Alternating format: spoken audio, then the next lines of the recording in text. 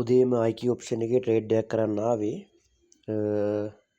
බලන්න මම කිව්වා මේ ඉන්ඩිකේටර් එක ඉතාමත් සාර්ථක ඉන්ඩිකේටර් එකක්.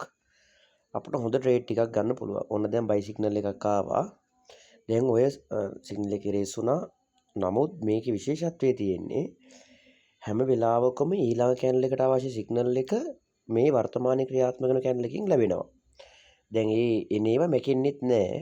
දැන් මෙතන අර මුල හරියේ මැකෙන්නේ එක කන්ෆර්ම් එකක් නැති නිසා. දැන් ඔයාලට පේනවා මෙන්න මේ සිග්නල් එක. ඒක සෙල් එකක් දීලා තියෙන හරියටම සෙල් එක ආවා. නමුත් ඊට පස්සේ බයි එක දුන්නට ඒක ඊළඟ කැන්ඩල් එකකින් ගිහින් ඊට පස්සේකින් තමයි ගිහින් තියෙන්නේ. නමුත් අපි ඒ වගේ වෙලාවට ගන්නෙ නැහැ. අපිට ඕනේ මේ සිග්නල් එකකින් පස්සේ අනිවාර්යෙන් මේ පැත්තට යන්න ඕනේ. දැන් ඒ වෙලාව බලන්නකො මේ පිටිපස්සේ ටික. මෙතන සෙල් එක දුන්නා. ඊළඟ කැන්ඩල් එක සෙල්. ඊට පස්සේ මෙතනත් ලොකු සෙල් එකක් අර තනි බයි කැන්ඩල් එකේ සෙල් එක දුන්නා. ඒකත් හරි. එතකොට මේ සෙල් එකත් වැඩ කරලා තියෙනවා උලක් නැහැ.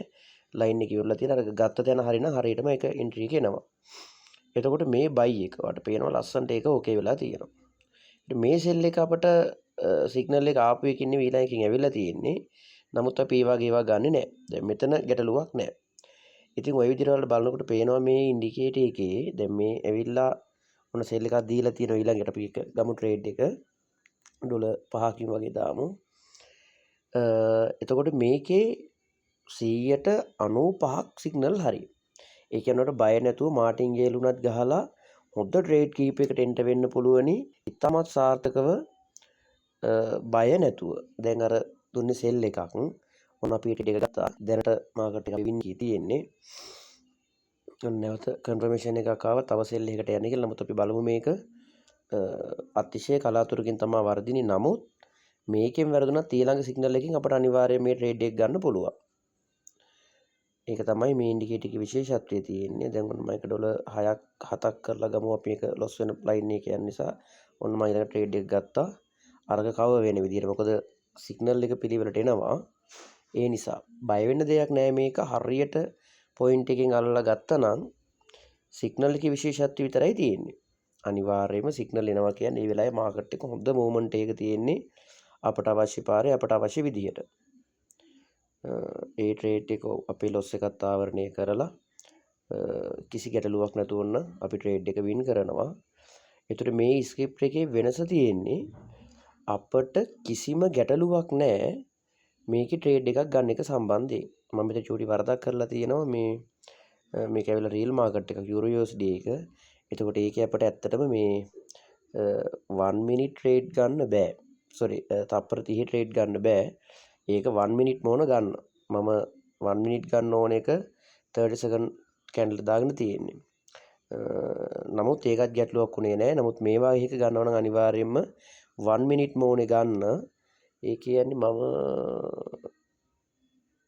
අර ගිය ලොස් එක අපි ආවරණය කරගෙන තියෙනවා.